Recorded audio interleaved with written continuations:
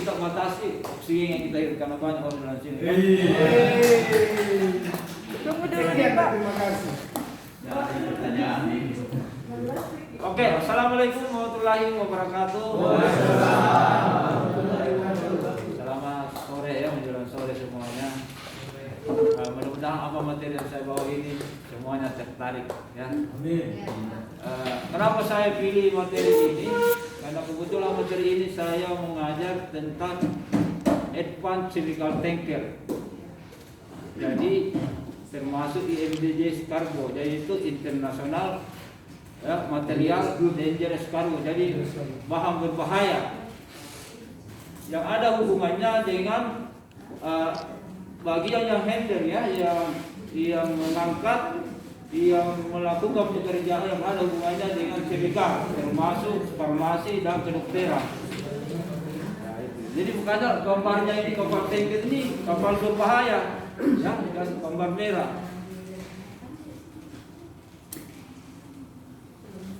Oke, sebelum kita masuk ke materi, saya harus menjelaskan bahwa chemical itu ada 3 golongan, ya.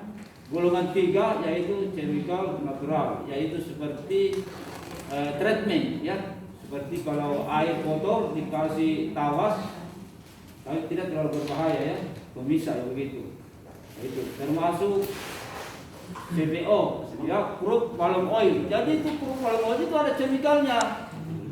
Karena dia pada saat diproses, dia kan kotor. Bagaimana dia supaya bersih, kelihatan di pasar?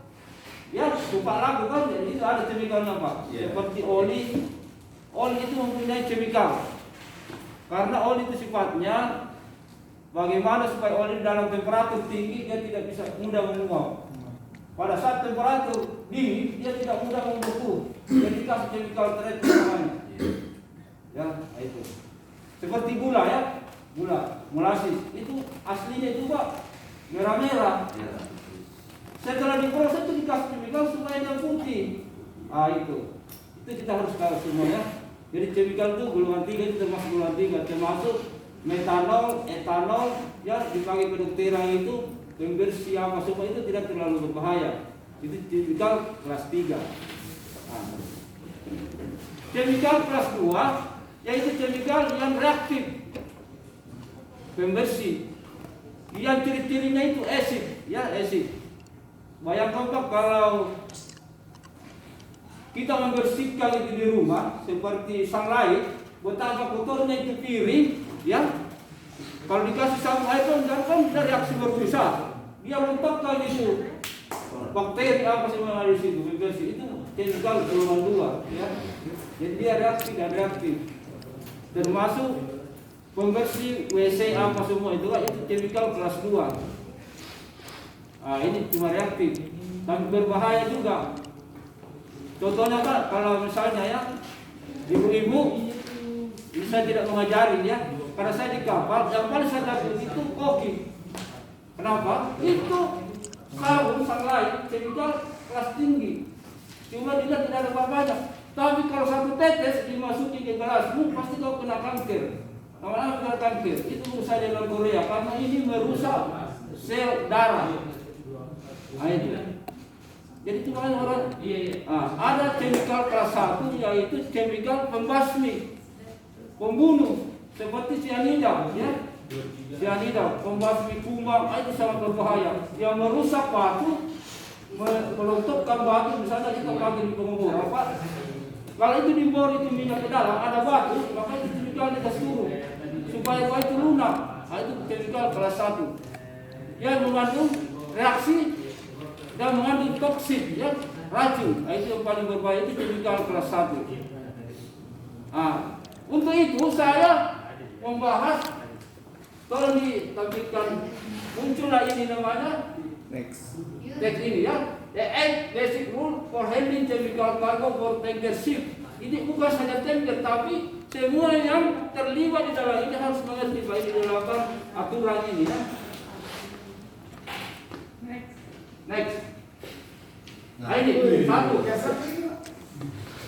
Make sure the chemical you are working with is the correct chemical. Ya, Saya artinya kalau bagus kemarin kan bahasa Inggris sama saya artikel sesuai dengan bahasa saya sendiri. Ya, kita yakin bahwa iman yang kita kerjakan adalah betul semua fungsinya. Ya, jadi fungsinya chemical itu apa? Jadi seumpama begini, ada pabrik minyak goreng dia butuh chemical. Tapi chemical yang masuk untuk trade di Indonesia itu chemical yang mengandung racun. Itu bahayanya. Maka kita harus pastikan fungsinya ini chemical. Ya, begitu. Kira-kira paham sampai di sini? Ada pertanyaan? Next. Terbaik, natural dan dangerous. Hazard you, ya, yaitu mengetahui bahaya bahan kimia yang ditimbulkan, ya. Ini. Contoh, salah satu contohmu ya, tidak usah namanya cyanida. Itu lem Korea saja, lem Korea itu dia kan reaksi, dia cair.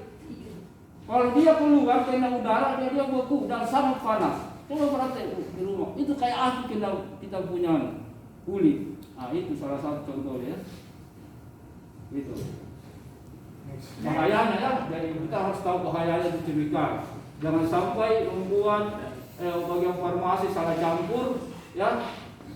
Efeknya sama aja kalau membunuh orang.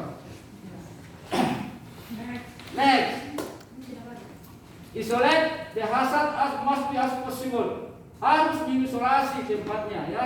Jadi kalau ada chemical harus ditempatkan terisolasi dari kita, jauh dari kita dan aman.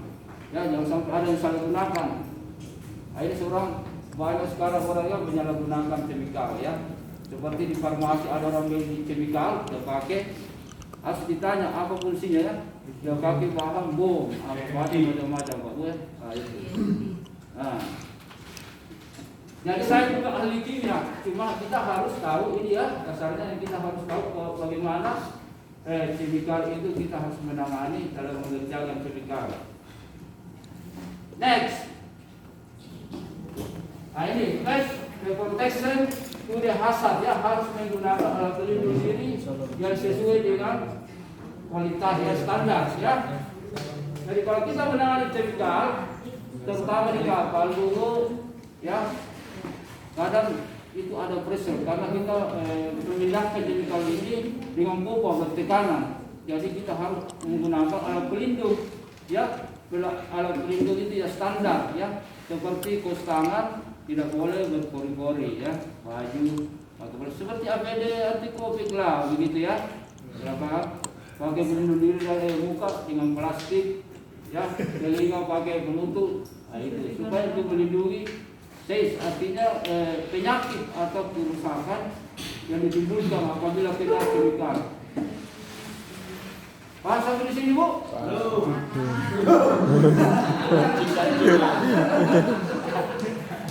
Jadi kalau itu ya standar, ya, bukan yang beli di pasar teror, ya.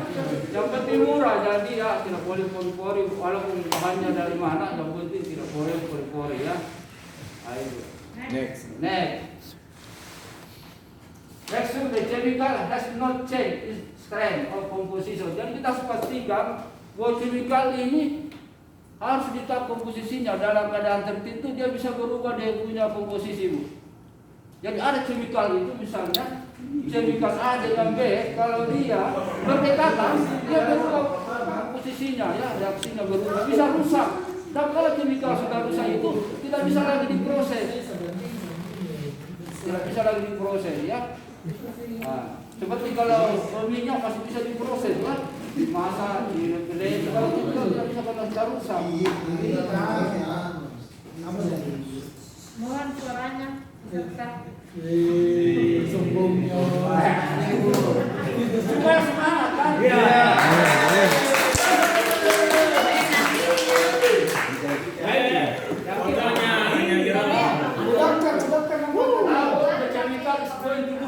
Dan kalau kita menerima chemical, ya, kita harus tahu atau orang yang mengantar chemical kita, apa yang kita harus tahu, yaitu labelnya, ada labelnya di situ, apa fungsinya, dengan komposisinya, ya.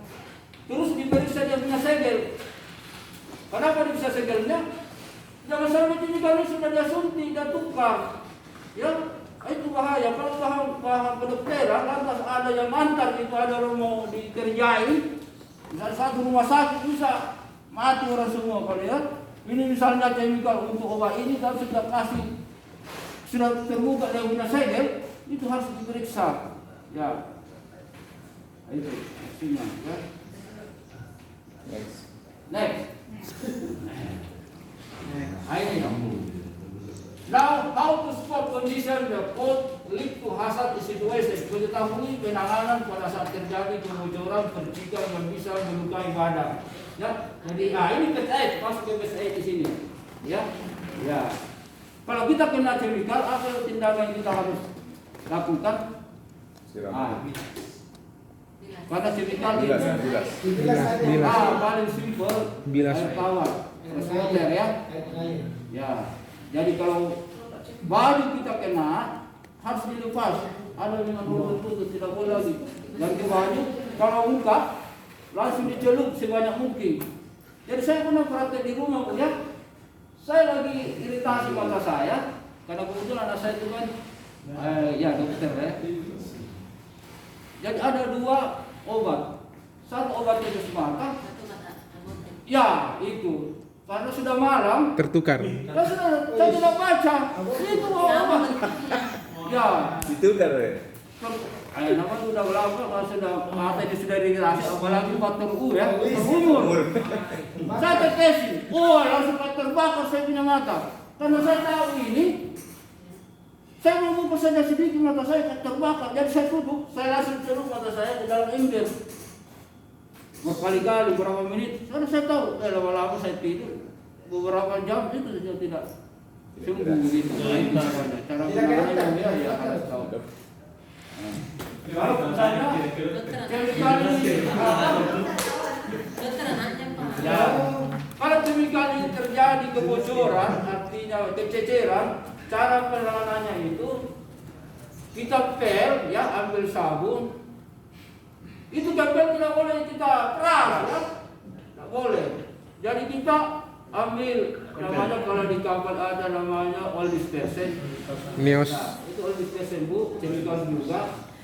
Kalau 1 liter oil dispersen dicampur air itu kayak susu. Dimasukin di sepen, baru itu adanya langsung dibuang ke dalam tempat tertentu. Begitu. Ulangi. Jadi penanganan chemical ada juga chemical bu. Kalau reaksi dia bisa langsung terbakar, ya pada temperatur tertentu. Itu penanganannya masuk lagi ke firefighting system. Tapi kita tidak boleh terlalu jauh. Untuk sampai di sini saya jelaskan apa pentingnya ini yang kita harus ketahui ya. Rule the chemical handling. 1 Pak, baru 7. 8 di semua. The rule of 8. Ya, terakhir. Bukan siap, verifikasi tersebut, verifikasi facility. Ya. Kita saya kan begitu. Ya.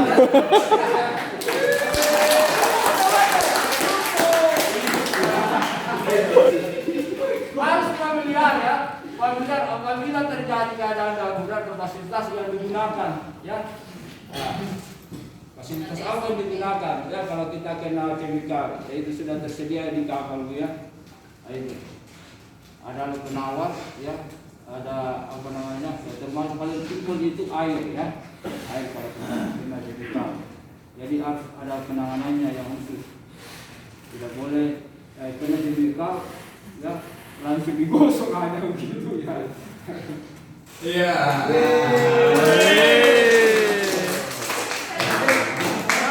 Penutupan yang sangat cantik. Saya paparkan tentang materi saya, pentingnya aturan untuk menangani ya chemical. Jadi ada 8 poin. Kira-kira bagaimana ibu? Ibu-ibu, bapak-bapak. Saya tanya dulu, Bapak juga paham. apa?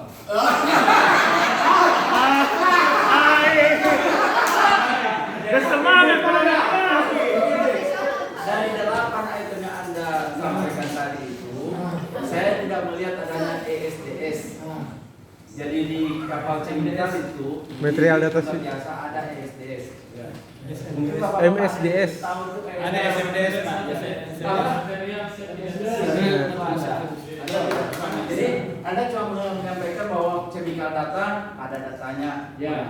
Di SDS itu disampaikan di situ bahwa apa yang tertandu di dalam chemical ini, Ya. bagaimana menanganinya sebelum Ya. sebelum dipakai, setelah dipakai, di mana disimpan, semua diutarakan di situ. Jadi setiap kapal atau di rig itu atau di bar memang ada satu tempat khusus untuk chemical dipisahkan di situ. Yang mudah terbakar karena matahari atau karena gesekan. Sebenarnya cat pun itu termasuk chemical. Iya, kan itu contoh-contoh saya sudah kasih tadi. Iya, ada saya tidak bisa menjelaskan secara Oh iya. Harus ikut Ini tren. saya